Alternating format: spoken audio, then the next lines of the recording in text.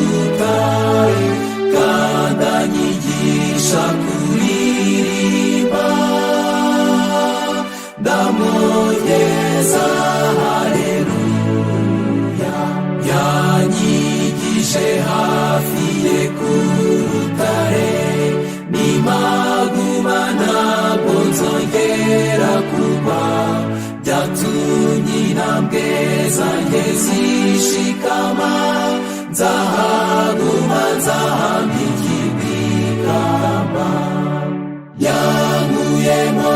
yaransayuye maze amagarika ku rutare kandi anyigisha kuririmba ndamugeza haleluya niwe wanyigishije indirimbo nshya nyiririmba ku manywa na nijoro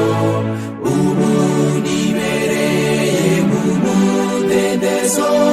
nzakomeza nsingiza uwanyijishije yankuyemo yaransayuye